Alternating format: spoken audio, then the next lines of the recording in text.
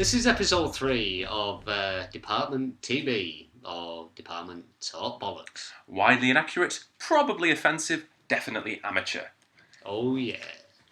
Let's listen to our further opinions on Doctor Who. Or just listen to us talking bollocks. So at number 5, I really wanted to kind of represent, because I genuinely do think that the later era of Doctor Who, the 80s, it does get a hard rap, so I really kind of wanted to represent... Especially from me. Yes! I really wanted to get to represent my Doctor. So at number 5, it's the Happiness Patrol. Ooh. Yeah. I reckon it should have been better filmed in black and white. Yes. That's my personal opinion. Yeah, I mean, like... They were on about it, but they couldn't do it because of costs. And I think, like, Andrew Cartmel came in the previous year, and I think he comes from a very kind of different political ideology from a lot of the other previous script editors and producers. He came in and he had an agenda. He'd read, he was very well read, and he was very much into sort of 2000 AD and a lot of graphic novels, Alan Moore, and he came from a different sensibility. And it's the first time that Doctor Who, I think, actively has a message. Which was pretty much against Margaret Thatcher. Yes, yeah. Because I think previously, it had been present. There's Robert Holmes's famous, let's escape down the P45. Yeah, with the P45. But I think this. But I always think that in the past, it is all Mac Hulke, of course, with his environmental stuff. But this is the first time. I don't think he ever rammed it at all. Yeah, as much rammed as, it. It was always story first, and then kind of political message afterwards. Yeah. But I think this came from a really different place. Yeah. And they were kind of looking at it was quite a difficult time. South Africa and apartheid. Yeah. You might not remember the time as much as I do, but it was a very difficult time because obviously Margaret Thatcher. It's really difficult to talk about her without talking about popularity and non-popularity. She was popular to a certain point of view, that the fact that she was re-elected as Prime Minister, but at the same time, a lot of opposing forces were around at the time. So you had the miners' strikes going on, you had the privatisation of the rail, the privatisation of a lot of the country, and it was a lot of the problems that we're facing in Britain today. Yeah, I mean, it's down to Margaret Thatcher. So basically, in the story, it's the Doctor and Ace land on a world where it's a crime to be unhappy. Yeah, and there's a group called the Happiness Patrol, which go around. I can imagine Margaret Thatcher doing that. Go around killing people, killing killjoys, or putting them in waiting zones, because they don't have prisons. Prisons are unhappy places. They have waiting zones, and the ruler of the world is called Helen A, and she's Sheila Hancock very much based her performance on Margaret Thatcher, and she's very written to be a Margaret Thatcher type. Now that's not comparing Margaret Thatcher to be a dictator, and the writer Graham Curry has said that I'm not by any means saying Margaret Thatcher's a dictator, because there's a lot of other things in there, like unfortunately Margaret Thatcher was a dictator, but we won't go into that right references to apartheid, and there's at the beginning there was like there's a woman who's like sitting on a bench and she's unhappy, and there's someone from the undercover Happiness Patrol who hands her a card and tries to trick her. There's a place you can go where you can talk and people can be unhappy and can cry and be upset, and then she turns the card over and it says he's actually from the Happiness Patrol undercover, and she gets taken off and killed, I think. But he references, like, did you hear about the Happiness Patrol? They razed an entire township and to the ground and massacred them all. And it's like, there are definite parallels with South Africa, Argentina in there. It's a very kind of rich, dense political script. There's a wonderful scene where there's two assassins who are, and they're also men. Like, men are in a second-class position in that world, and they get the night watch, and they're basically picking out unhappy people from standing on a roof with a rifle, and they never actually used a gun before. Yeah. And Sylvester McCoy comes up and sort of gives one of, I think, the defining moments of his era, where he's like, pull the trigger, end my life, go on, easy, isn't it? Where he sort of like challenges, shoot me, come on, it's easy, isn't it? Just pull the trigger. And of course they can't do it. And and then also you've got what I love about it is you've got a really stylized villain. I think it's a really stylized piece, probably more so than a lot in Doctor Who, where you've got the Candyman. The villain, which pretty much looks like Bertie Bassett. Bertie Bassett is made out of licorice all sorts. Yeah, but I actually quite like that in a way. It's it's a different attitude rather than sort of a kind of plausible. Of course it's barking mad, but I actually kind of like the fact that it's like it's in this. It inhabits this kind of heightened reality. You've also got a score from Dominic Glynn because there's a blues musician that's got caught up there, and he plays harmonica throughout it. And not only that, they actually integrate sort of blues and the harmonica into the score, which is something different, where the non-diegetic music is actually sort of the crappy synthesized stuff that you got mostly. And across all of Doctor, it's not it uses a popular music form, sort of, and it's something that's part of the story. See, I like the Happiness Probe because of the atmosphere that was in with it. It had a good atmosphere to it. You know, like the like you say about the music and the sets. The sets were absolutely wonderful. I mean, the only downside to me was there's quite a lot of letdowns to They were originally planned to do it in black and white, sort of film noirish, and a lot of the angles and stuff. And I'm not. Once again, I don't want to talk ill of JNT, but he said, it's making me dizzy, sort of. Let's put a stop to that. And there was a lot of interesting kind of angles. And on one of the special features on the DVD, they actually made the first scene in black and white and put a kind of fake film effect on it. Where I do remember that little bit. I think it faded, didn't it? Didn't it fade into colour? No, that's in the Two Doctors. But on the DVD they do that effect, and it really works well. But alas, was not to be. But I think it's one of those where it doesn't quite work out on screen, but you've got to just applaud it for what it was trying to do. And I think it sort of got derided as well, that it's kind of so much over the years that it's kind of made me a little bit more passionate about it, and I definitely think it's one that should be kind of re-evaluated. Maybe I'm one of the advocates of the deriding. Yeah, maybe. I don't know. So I do like some parts of it, so don't get me wrong. It's not completely. And then you've got Leslie Dunlop coming back as Leslie Dunlop coming back.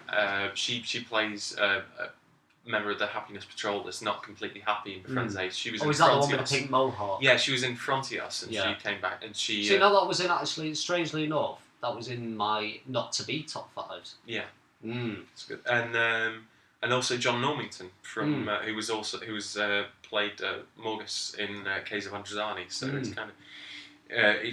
It's one of those where they use the best people available, and there's no really kind of unnecessary stunt 80s casting in there. It's like everybody's perfect for those roles, and so an actor as good as John Normington in a really, really small part, and that's what you want. You want the best people, even if they're only playing small roles like that. So moving on to number 4. This is a David Tennant story. This is one of the episode, the Doctor, this is what the cheapie of the season. This is one of those where they kind of split it up. In the previous years, they did an episode. They did Love and Monsters, which was absolute pure crap. Well, that's a different. I won't get into that because I quite enjoyed that. I like going into crap, and that's crap. But I've done dumps in the toilet that have been more interesting than watching Love and Monsters. But anyway, Love and Monsters, they made that a Doctor companion-like story. This time, what they did in the 4th series, what they did was they put, and they did the same with Blink. And which I do like. Yeah, and what they did in the 4th series, they decided they would have one episode that featured the Doctor heavily and no companion, and then they had another episode which featured the companion heavily and no Doctor. And which thankfully not done in the Smith era because that's made it which was Turn Left, so that was with Catherine Tate, and this one is the David Tennant heavy episode, and it is Midnight. I actually quite like that one. I did like Midnight. Which quite interesting. Just to remind you, Scott, if you're still with us, yes. Actually, yes, he's our sound engineer, still in the building. It's like Midnight is the one where basically they're sort of trapped on like an airliner or a space liner. They're going to visit the diamond planet of somewhere or other, and halfway through and during the journey they realise that they've got this creature that's trapped on board with them, and it's a mind creature. It's a for mind. People who don't know. Yeah, it's a mind creature, and there's this, and it starts, and there's these wonderful creepy moments where it possesses like Leslie Sharp, and then the doctor, and she starts repeating everything that the doctor's saying, and it just becomes really, really creepy. And there's this sort of debate about whether we should flush her out, whether we should kill her. And it's just a really kind of taut psychological piece, and it's quite unique in the new series up until that point, because it is just done on a set. It's even on an even smaller scale than a classic. Yeah. But then saying that, you can also hark back to earlier Hartnell stories, like the episode where they were all literally within the TARDIS. It was that psychological drama between the main characters, and that's what they did on Midnight. Yeah, and I think it's a wonderful example. There are so many good actors in there as well. They've got David Troughton in there, Patrick Troughton's son. They've got Lindsay Coulson, she plays Carol Jackson in EastEnders, and she's been in various kind of ITV drama premieres and things. And they're just like a really, really strong ensemble, and a really kind of intimate piece that never leaves the room apart from the beginning and the end. There's a little bit where he goes into the cabin, and then it's that sort of, and in the end it ends up being the stewardess who flushes herself into space with the monster, and it's like, and it's a recurring thing in Doctor Who, but it's that idea of the Doctor inspiring the best in people, and the Doctor, and also I like it because the Doctor is sort of losing his faith in humanity, because everybody's been really shitty to each other, and then just at the end he's just a normal woman who saves everybody, and sacrifices herself and saves everybody. So I think Midnight. Yeah, and the interesting fact is it was filmed in 3 parts, 3 blocks. So they did the first third, the middle third, the last third. They're trying to take the whole lot in one take. Right. And they did talk about it at the time, and saying that, how they had to learn the lines so specific to get them down, especially that copying section where eventually it turned over, so she was copying what the Doctor was saying, and then it turned over, so the Doctor was copying what she was saying, and it was just this amazing little transformation. And I mean, I like the new series a lot. I've not got a huge... I mean, my fandom goes back to much further than yours, and I do like the early series much better than the new one. But there are a few episodes in the new series that really do strike home, and I think Midnight is one of those little episodes that, is really interesting and what I like, very theatrical. I like how it sort of it shows that Russell T Davies, he can write some cracking Doctor Who. He can write some crappy Doctor Who at the same time. But yes, you're right. But it's one of those where you feel like he'd got sort of a blank slate. There was nothing particularly he got to do with it. Just not use much money, and he just I think he also wrote it quite quickly as well. It comes out with the belter. It was another one of these where he's sort of, because he's all over the scripts. He had to rewrite the Fires of Pompeii in that series as well. From James Moran gets credit for it, but he did a massive rewrite on it, and it's just so he was up against the gun, and it's one of those where he just knocks it out the park, and I think it's utterly brilliant. So, moving on to my third, this is a Tom Baker story. Ooh. This is unique because it features the Doctor without a companion, and it is The Deadly Assassin. Oh yes. Which sees the Doctor return to Gallifrey.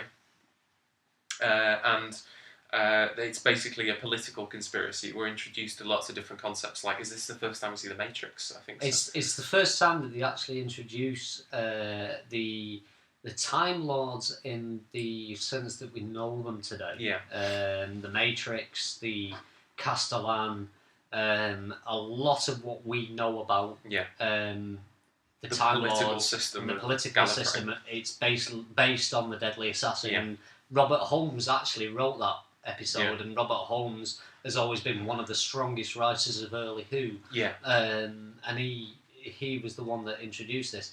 Being the script editor at the time, he wasn't supposed to do. Yeah. But he actually did write this episode, and I think it was, as far as I can remember, it was to do with they needed a story that they couldn't quite find the right writer for, and Robert Holmes said, "Look, I know I'm the script editor, so I'm not supposed to write for the series, but I'm going to have to do something to fill this gap." Well, they managed to work out a deal, I think, where Robert Holmes wrote one every year. Yeah, he ended up doing more than that, but and I think, and what I think's great about it is, and at the time, from DWB Doctor Who Bulletin, the Doctor Who Appreciation Society fanzine, they actually Jan Vincent Rudsky slated it, said it wasn't in character, changed the Time Lords, humanised them too much, and but now it's sort of regarded as some wonderful imagery in there. And what I think, because basically in the last 2 episodes, the Doctor goes into the Matrix, and it's this sort of psychological, trippy. There's evil clowns in there, and there's the scene with him, the aforementioned scene with him drowning, and a train coming to run him over. All this sort of weird imagery is it what's his name? Michael Gough. Not Michael Gough. Is it Chancellor Gough?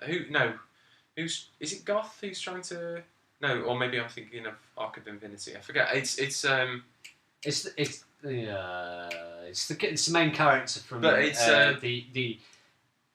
it's just Tom Baker and that one character, and they're basically fighting it out in the Matrix. It's Bernard Horsfall, isn't it?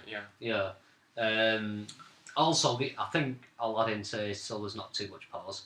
It was one of the very first episodes that the whole episode was filmed just purely on location. Right. Within the Matrix, where they had the 2 characters fighting it out within the Matrix, and it was interesting because it featured mainly just those 2 characters, apart from Castellan when he was back in the. I think the sort of the psychological, the trippy stuff. It only works because of the way he kind of makes Gallifrey recognisable. Because if it was the Doctor landing on an alien world and then going into an even more alien trip, it wouldn't have worked. But what he does is he kind of you've got a reporter saying, and now we see the people wearing the Pridonian seal or what's it, the Pridonians, and it's this. And there are all these little characters like someone who the Doctor used to go to the academy with, and it's just this kind of little back and forth. And I think that's good because you don't want the Time Lords to be, because that's boring, to be these omniscient gods who you want them to be humanised. And the one part I found was a little bit down about that episode. I did enjoy Deadly Assassin. I thought it was a fantastic episode of Doctor Who. But it did show the Time Lords as being old, fuddy-duddy people.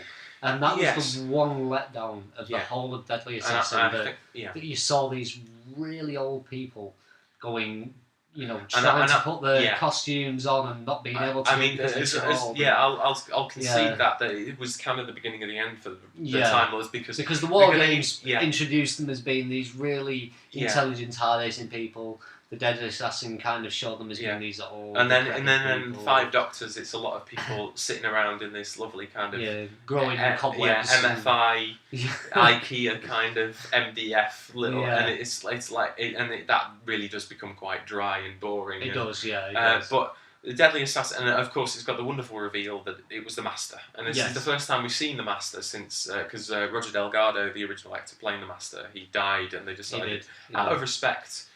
He died. I think it was in a car crash, but out of respect for him, they didn't recast. They didn't, even though the part was of the Time Lord, so we knew we could regenerate. They didn't recast him, and even in this story, they didn't properly recast him because he's this decrepit, burnt on the end of his and it's sort of like a sort of Phantom of the Opera type sort of reveal. He's sort of like manipulating it all, and then finally you sort of get the reveal, and it's a really, really creepy as well.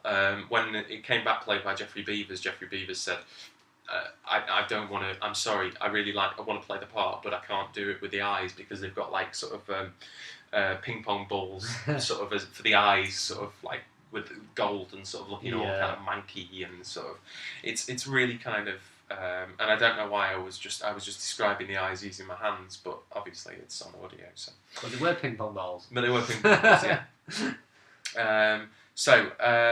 My second choice Well, don't worry. Are you doing yours in order? Because mine was yes. So these are going up from 5 to 1. My second choice is a Matt Smith, and this story follows immediately after Rory has just been killed and Amy has forgotten about him, and it is Vincent and the Doctor. You see, now I actually enjoyed this episode a little bit. Right.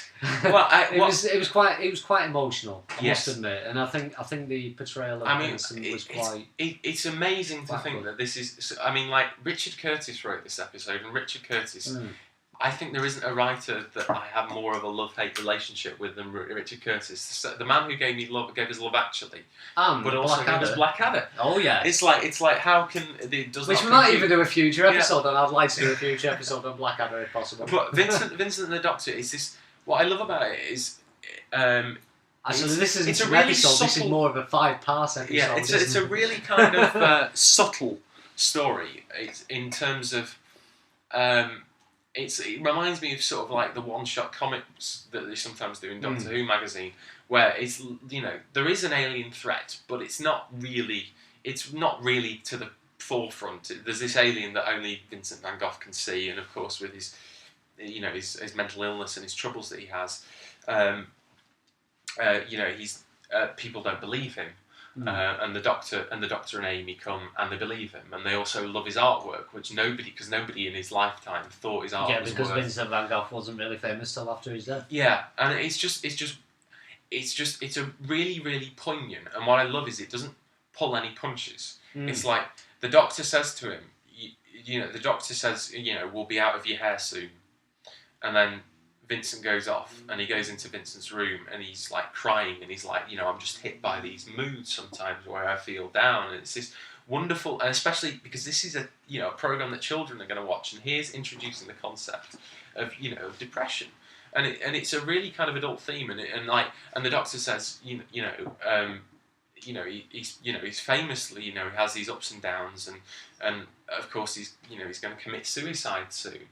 And at the end of the episode, and it's so brilliant. They use a song, one of the rare instances of using a pop song in Doctor Who. They use a song by athletes, I think, where they take him to a museum in the future to see his artwork on display, and they get Bill Nighy's character over and ask him, if you could sum up what does Van Gogh mean to you, and he says, to use, to depict one's pain is easy, but to sort of to use your pain and your heartbreak and to use it in a and to show the joy of life, and they do a moment where they're lying on the field looking up at the sky, and Van Gogh describes it as and it's his starry night, and I just think it's wonderful, and Van Gogh is just like crying, and obviously nobody knows who he is, and he goes up to Bill Nighy and hugs him and just says thank you, and they take Van Gogh back, and he's like, he's inspired, and Amy thinks that they're going to go back, and they're going to go back to the museum, and they're going to see so many more paintings because they've changed his life, and unfortunately not, because in the end, it was really, really poignant. And what I loved about it is that it featured one of those sort of, if you've been affected by the issues, and it was like, my programme, Doctor Who, actually, can deal with issues like that and can tell, and it's sort of that wonderful thing that, science fiction, it's more than just silly stories. And so, my first choice, my number one, is, it's a Colin Baker story. Oh dear God. Now, I want to interject here. Okay. I like Colin Baker. I like him as a person. You love his costume? No. I like Colin Baker. I do like him as a person. I think he had a lot to introduce Doctor Who, but I think Colin Baker was let down by costume. Yeah. He was let down by script, i.e. a lot of his scripts were written by Pip and Jane Baker, which to me were just pathetic. He was let down by production values. He was let down by JNT. He was let down by the fact that there was a whole year in between one series and the next series, and then they came back with Trial of the Bollocks Laws. It was just Colin Baker was the era that could have been or could have actually brought Doctor Who into the modern era, but actually was the biggest pile of shite ever. But I'll hold my hands up. Revelation of the Daleks. It wasn't too bad. I did actually enjoy Colin Baker's costume. Just spoiled the reveal for him, man. See, I like I'm that. sorry. It goes from Colin Baker's costume to... in that episode Yeah. did actually have a good costume. That blue costume, which he did throws, actually which he improve. throws away. Which he as throws soon away as he halfway gets- through it. And So- it's like, So Revelation of the Yeah. Daleks Yeah. is it's basically the Doctor and Perry land on a funeral planet. They're going to visit a friend or a friend of the Doctor's, I think. I forget the name. I forget his name. he's dead now, so Yeah, we he's don't really care. dead now. but he's not dead. He's actually in. It's called Tranquil Repose. So a lot of people, which is just an awful tacky name, and Yeah. and a lot of people go into suspended animation when they're suffering from terminal illnesses and things. And they have to listen to Alexis Sale as a DJ. Yeah, well, I was going to say that. And then they've got broadcasting to them a DJ. Hey there, hi, and they're sort of like giving them messages and stuff. And Alexi Sale's brilliant because like he'll like read a message and then play a song, and he'll be like, "Oh, that's funny because she went and married so and so 3 years ago." It's like, "We're still thinking about you and we can't wait for you to come out." And it's like, and he's just like reading old messages and stuff like that. And it's not actually. All of his information is completely out of date, but what does it matter because they're all dead? And it turns out to be basically Davros and his own breed of Daleks, which are more kind of subservient to him. Was it, as far as I can remember, Revelation of the Daleks, the last full episode that Robert Holmes did? Or am I? No, it's Eric Saywood. Eric Saywood. Ah. Yeah, well, I think. Well, I was going to say because the characterisations in there are quite Robert Holmes-ish. Yeah. Well, I mean, I was going to say that this was the season ender, directed by Graham Harper, who directed Caves of Androzani. I think this was the season I actually went out and had sex. Right. Okay, I can see why that might affect your Doctor Who viewing habits. Shame on you. Yes.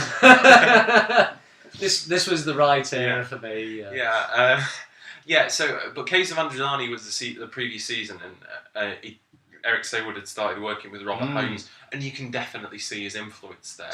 See, Cave of Androzani was actually quite a top episode, really, but didn't include in my top 5. Yeah, but yes. I mean, and because there was a deal where Terry Nation didn't want to write any more Dalek stories, and he made an agreement that he wanted all of his Daleks, all the Dalek stories for some reason to feature Davros. It was a crap writer anyway, Terry Nation, because, and I'll just mention this, knowing Terry Nation's work throughout the years, is he constantly repeated things that he'd already written. They were good ideas. And it produced possibly one of the most cringeworthy episodes in the Tom Baker era, which was the Android Invasion.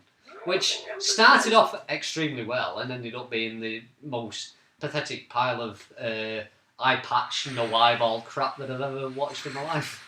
Which, even though I've collected all of the Tom Baker episodes on VHS and now got on DVD, I have chosen not to watch, even though I've got it, because it really was pathetic. But anyway, yeah. Okay. Yeah, so that's what you were saying. So he'd made this agreement, and so he'd only let Eric Saywood write Dalek stories, and he'd written Resurrection of the Daleks, and I think it's night and day, Resurrection of the Daleks and Revelation. You can see he's become a much more mature writer, and I do think a lot of that is down to Robert Holmes' influence on him. There are so many double acts in it. There's Orsini and Bostock, this assassin. Eleanor. Basically, it's the 80s, so it's an evil corporation. Even Davros, creator of the Daleks, is now running an evil corporation, and one of his business, and he's distributing food. He's using the bodies and creating a protein source, which is very very similar to State of Decay. Yes. Using a protein as a protein source, and then Eleanor Bron plays a rival businesswoman who's unfortunately having to use Davros as her supplier, and she hires Orsini, who's one of the knights of Oberon, I think, who to assassinate Davros. And he's got his squire, who's this smelly man called Bostock. He may smell of rotting flesh, but he makes an excellent squire. And and he refuses to use contemporary weapons like lasers and stuff. And he's like, "Have you ever heard of a sword, Bostock?" It's like on a planet called Earth, they used to carry them as a ceremonial. And it's like, and he pulls out this old rifle, this old machine gun, and he's like, "This is my sword." And so you've got him like using this machine gun to shoot at Daleks and things, and then you've also got two body snatchers as well. The same person that the Doctor's going to visit, that's her father and a friend, and he's a doctor, and he's like, well, when I get captured, I'll be able to, because I'm a doctor, I'll be able to see, I'll know every organ that they're pulling out of my body. And then they go down into the catacombs and they find that her father, because he's got a high IQ, they've been turning him into a Dalek, a new race of Daleks. That was one of the first images that was quite gruesome in Doctor Who, wasn't it?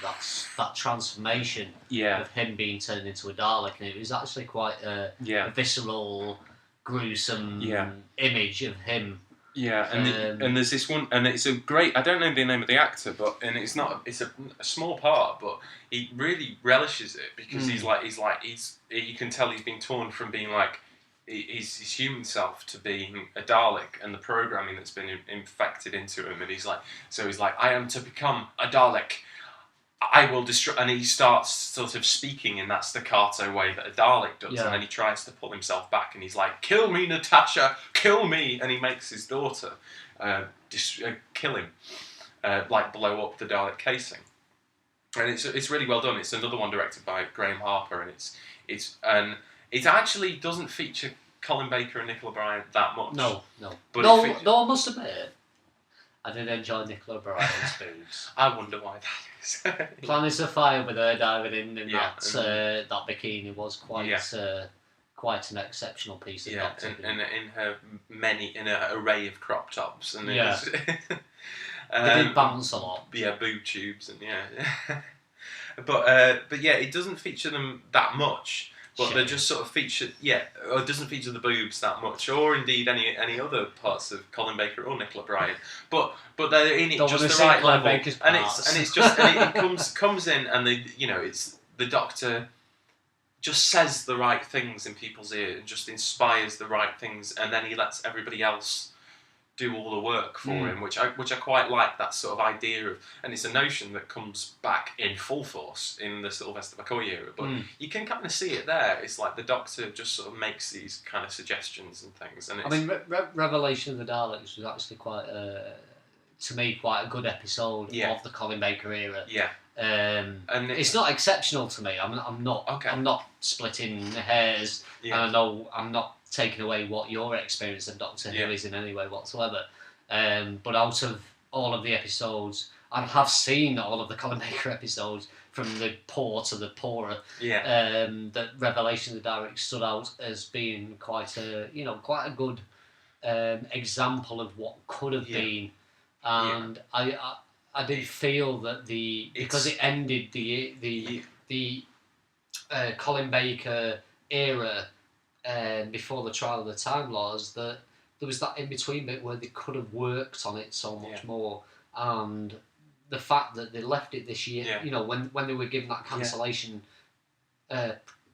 year, that they could have really worked on it, and then they came up with the crap of Trial of the Time Lords. That you actually look back on it and go, why didn't they just consider it a little bit more like they do today? They look back on it now and they really consider the episodes and really, write them to a really tight budgetary schedule with some fantastic lines, and they just didn't do that back in the 80s, and I find that was possibly a big downturn of the JNT era, that they didn't utilise that whole year to create something much better. It's so hit and miss, and Revelation is another one of those stories where it's just good director, it's got a good script, it's got a great guest cast with and a better Colin Baker costume. And it's got a good score. It's got a really subtle score from Roger Lim, who did who did Caves of Androzani as well. Do you know, strangely enough, I do like that idea of snow as well. Snow in a scene is just absolutely fantastic, and the visuals that you can get from snow-capped look is just absolutely fantastic, and I'm really glad that they did that, because it was something different as well that they've never been seen before. I completely forgot about that. Poor Nicola Bryant, she must have been really, really freezing. But I don't care, I saw nipples. but that in the beginning there's a scene with like one of the Great Healer, which is what Davros is calling himself, the Great Healer's experiments, where this creature attacks Perry, and all she does starts attacking the Doctor. Yeah. And she whacks him on the head or something like that, and it doesn't look like a fatal blow, but because obviously he's had all this stuff done to him, she ends up killing him, and it's this wonderful moment where like a companion is turned into, I've just killed a man, and it's just sort of, but she can't dwell on it, and she did just save the Doctor's life. I mean, unfortunately, it's the sixth Doctor who's not particularly grateful and not that great at making her feel that better, but better about which is a big shame, because I think it could have been, I think they followed it more up in the audio stories where he has become a little bit more compassionate to his companions. Well, I'm a great believer, and also because I know my friend Rob, and his favourite Doctor is Colin Baker, will be listening to this. So I'm just going to state now, I'm a big fan of Colin Baker's Doctor, and I like where he was going with it. I do think that perhaps he was taking, it was a little bit too long. His arc, he should have perhaps by his second story really should have settled down a little bit more, because he got this idea about being unstable. But I guess he didn't know where he was going. Being unstable, being unfriendly, and he eventually mellows. And he wanted to play the Doctor. He could have gone on as long as Tom Baker, I think, if he'd been allowed to, and he said that in interviews. So he wanted it to kind of mellow out and it to be this wonderful kind of contrast, very much like Hartnell, who was kind of standoffish. The thing is, though, I saw Colin Baker as having potential. Yeah. But I never actually got that potential from him, and that was the biggest setback to me of that era, that I actually saw that he could have done so much better, and he didn't. Yeah. And every time I saw a new episode that he was in, obviously after the sex, that I never really saw that improvement in the character, and that's what put me off a lot. Yeah. And they were getting very close in the Trial of the Time Lords of being able to just about define the character, but it was let down by poor scripting, poor lines. They got him to be this compassionate person that could just about make it as the Doctor. It's a lovely scene in The Mysterious Planet at the beginning where Perry, when the flashback segment, when he starts, the story segment actually starts, and you see the two of them, and they're just sort of walking. He's got his umbrella up, I think, for some reason, and him and Perry are just sort of walking hand in hand and having a laugh. Yeah, and that could have been what Colin Baker really that kind should show. That kind of she still winds him up a little bit, but he takes it a lot better and in his stride, and she's not as bitchy and snipey. I mean, why would you be let up? Why would you be settled by someone who walks around in a bikini and plants a fire? I mean, come on. As the Doctor at that point in the universe, it could have been more of a that was when they could have had a True Blood moment. And that's a whole different podcast. Oh yes. So all different pocket of bollocks. Yes. So yeah, just to sort of finish up, there are. I mean, I will fully admit there's a few things that bug me about that story. I mean, it's got my favourite Davros in it, which is Terry Malloy. I think Terry Malloy is... you see, I disagree with that, but anyway. He's brilliant. I can do a Terry Malloy impression as well. Can you? I can't do my book, right. In the end, you are merely another Time Lord. There we go. That's my Davros. We'll go with that. You didn't do the crippled arm though. No. I didn't think any. I think with it being an audio medium, I didn't. Yeah, but I'm watching. Yes. I'm now pretending that I've lost a limb. Right. So yeah. But there are kind of Tassenbeaker. He's got Hyacinth Bouquet's husband in it. Oh yes, I know what you mean. He's recently passed away, actually, hasn't he? Clive Swift.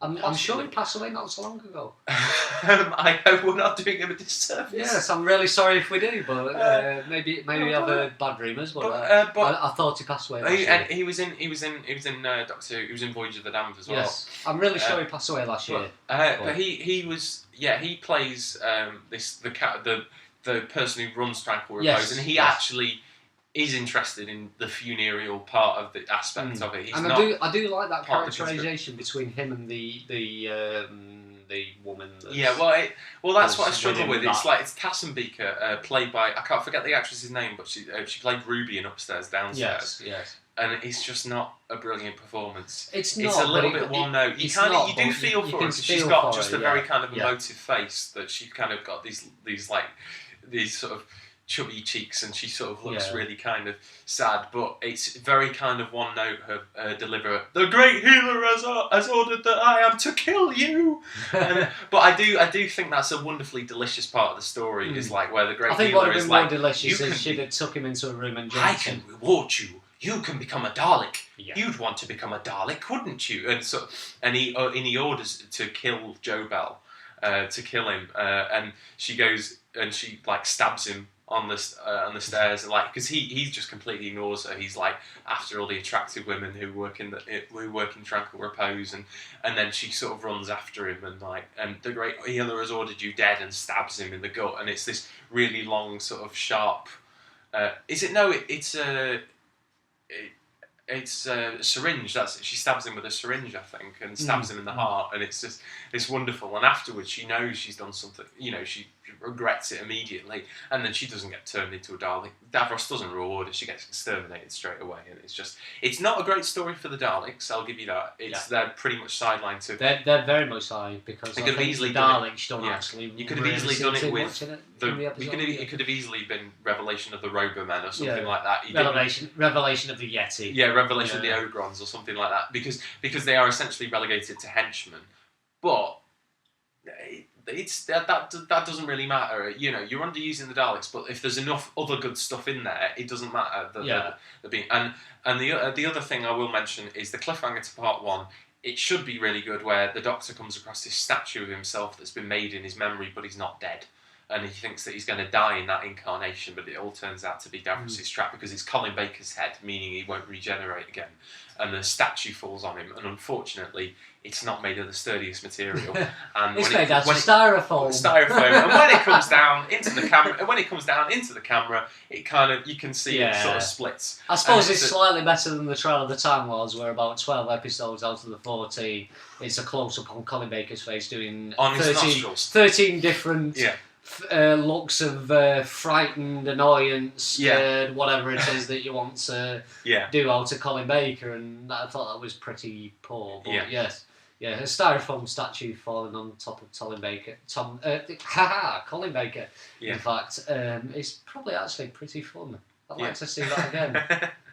So made out of stone next time. No, I do like Colin Baker really. I just felt that the Doctor that he portrayed wasn't quite a cup of tea. No. Or my jelly baby. No, yeah. I can see where you come from. Would you like a jelly baby? Would you like a jelly baby? We'll just do agree to disagree. Yes. So we've that's my top 5. I'm surprised Caveman Dressenberg. I'm surprised that's the thing there. I mean, it was like it would have been, but it was like I just couldn't justify having 2 which are quite similar. There's just too many that you want to get in there. So I do want to mention some of the ones that haven't appeared in my top 5. Well, we'll just if that's all right, because we can go on to 2:30. We'll just turn to Scott. Scott. Anything you want to add? Any particular favourites of Doctor Who? Anything that sticks in your mind? It can just be a moment.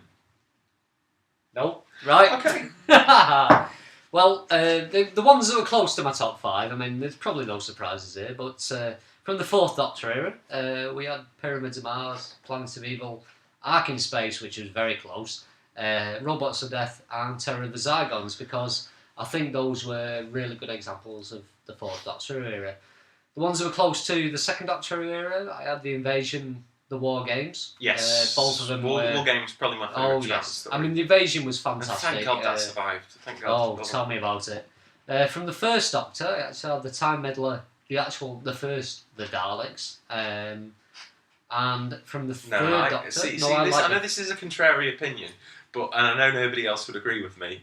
And if anyone's listening to this, I can hear them sort of hammering their head against the keyboard. Yeah, you can hammer it. I'm going to say my favourite is actually the Chase. If we've got Hartnell Dalek story, the Chase I like the Dalek's master plan, but of course it doesn't exist. The Chase is fun, but unfortunately it did have a lot of intermediate pantomime episodes. Yeah, whereas the Daleks was quite a good story in itself. Yeah. But anyway.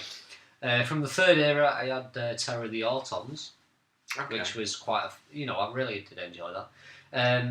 Because I've not really told much people about the latest series. And when I say the latest series, I'm talking about the Fifth Doctor onwards. Yeah. This is in my eyes. I did miss out The Visitation, which was quite a favourite of mine. Frontios. Yeah. Which had some very good set designing. Definitely Christopher Bidmead's best script. The Caves of it was like I always feel that, and I know this is probably cruel, but I always feel that Chris Bidmead never really got character. And wonderful concepts, we never really got character. But I'll tell you and I think Frontios is like where it finally coalesces, and it's like this is actually a proper script with proper characters. The look of the episode was amazing. I mean, from the 80s, what you actually had in the 80s was rather bad set designs and bad characterisation. Yeah. But Frontios really did produce some fantastic sets. Yeah. And that's what stood out amongst the rest of them. The Caves. And I've got fond memories of Frontios, the Target novelisation. I remember getting that from Alsace Library, and that was one my dad read to me. Fair enough. Caves of Androzani, yes, I did actually like that one. It was it was a really strong episode at the time. It didn't really come close to my top 5, but it wasn't far off. There was, some of the Fourth Doctor era ones. It's got one of my favourite guest stars in Doctor Who, which is Maurice Reeves, who plays Stotsy. Yeah, the leader of the mercenaries that have been hired by Morgus. I just think it's just a wonderful piece, and there's a great bit where I think he put a cyanide capsule in one of his. He does, yes. And then he gets him to spit it out. It showed a lot of guts for the era. Yeah, one that the era really should have looked on more and never did. Although I do think that in some ways it set an unfortunate precedent, because the Caves of Androzani was successful. So they kind of thought, well, we should do this all the time. And there's a lot of meaningless kind of violence in Attack of the Cybermen. And was it the Twin Dilemma that they followed on? Am I right in that? Because the Twin Dilemma was possibly, personally, the worst episode that I've ever seen, been unfortunate to watch. And I've never actually seen it. I did, and I want to turn my eyes out and throw them in the Salford River. I chose instead to read. I've read the novelisation, which is really good. Right. But I chose not to, because and especially coming after Androzani as well. You got that regeneration. It's this wonderful, and it's just mind-boggling to think that you're launching a new Doctor, and you have an untested scriptwriter. I forget the guy's name. Saywood writes the novelisation, but he didn't write this. I think we could have probably done better. And then you it's really, really flat. I think it's Peter Moffat as well who directs it, and it's just hopefully no relation to Stephen. No, in any way. No. But anyway, just to show that I really, really did like Sylvester McCoy at some point. Two of them that I was going to think about was Ghostlight and Curse of Fenric, because I did really enjoy the last series. And I did enjoy his Dalek one, which I can never remember the name of. Is it Resurrection? Remembrance of the Daleks. Remembrance, yes. I did enjoy that one. Yeah. That was from the previous series. From before Silver Nemesis. Yes. But yeah, Ghostlight and Curse of Fenric were considered. Yeah, I mean, I think that last McCoy series, it was kind of, they were really starting to strike gold again. I'm very upset that they cancelled it at that point. Well, I mean, I think it was Gareth Roberts who's written for the new series. He said that he always thought that the McCoy, that last Sylvester McCoy series, if they'd shown it on a Sunday afternoon slot in the, where they had used to have the Sunday serial and stuff like that, like later on they would have the Phoenix to the Carpet and stuff like that on that Chronicles of Narnia. If they'd shown it in that slot, it would have done really well. Not changing a word of it, just shown it in a different time slot rather than up against Coronation Street. I think that was the biggest problem of the 80s, or the late 80s, is they put it up against Coronation Street. And I think they could have kept it on that Saturday night thing, and they didn't. I think Saturday night perhaps was changing at the time. It was because you saw too much Bruce Forsyth. Yeah. Believe me.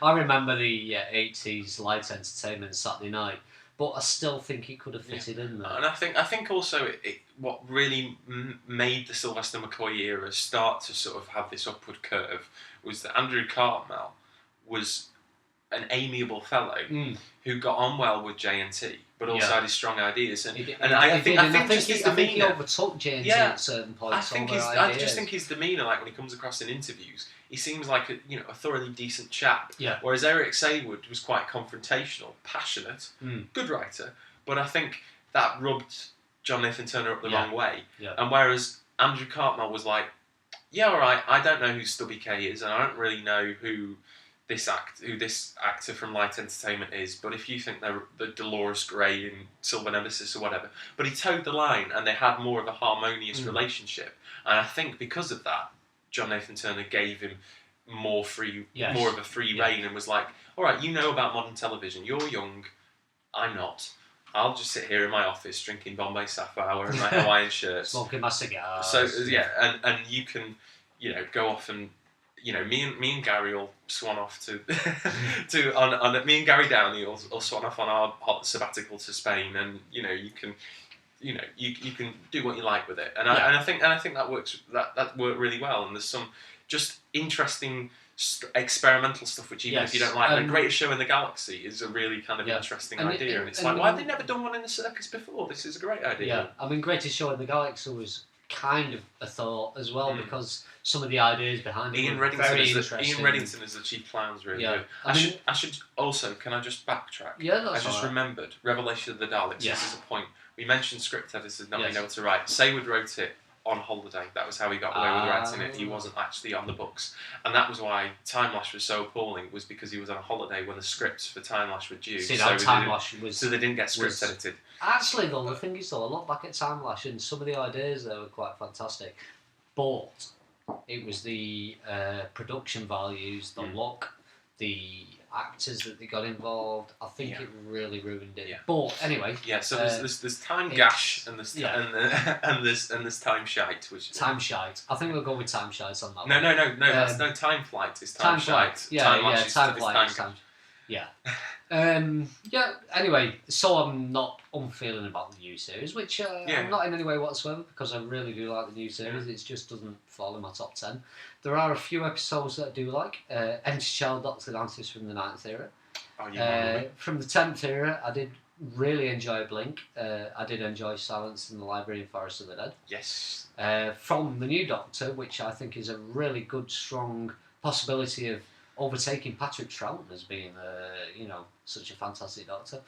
Time of Angels and Flesh and Stone, and The Doctor's Wife, which was written by Neil Gaiman, who is possibly one of my favourite comic graphic novel writers. Not my favourite. My favourite's Alan Moore, but my second favourite comic graphic novel writer. But it just shows I do like the new series. And as much as I appreciate all the people who've worked on like the New Adventures and the Big Finish stuff, it's really kind of refresh. And I understand that people like Chris Chibnall and Toby Whithouse and stuff, that these writers, they're good at that kind of thing and they know how to write television, and it's, you need reliable writers. I do appreciate them bringing in different voices. There was Gaiman, and then in the previous series they used Simon Nye, who wrote Men Behaving Badly, to write Amy's Choice, and that which was a completely unfunny series.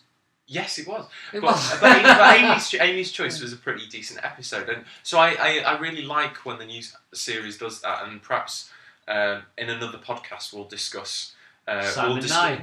Simon Knight, and we'll discuss Yeah. the new series a little bit more and write a wish list. I'd really like to see a story by I do want to have Charlie a whole, Hickson or something whole like episode based around Perry's boobs, if possible. Yeah, well, she looks great, and I think Perry is about due a return. Oh, Perry's boobs, Sarah Jane's knickers, and Leela Jameson's costume as Leela. Louise Jameson, not Leela. Yes. Well, I think we will end it there. Have you got anything to add, Scott? No, it's not. Right. Okay. With that, that was the first 3 episodes of Department TB, Department Talk Bollocks. Live long and talk bollocks. Yes, exactly what I was going to say.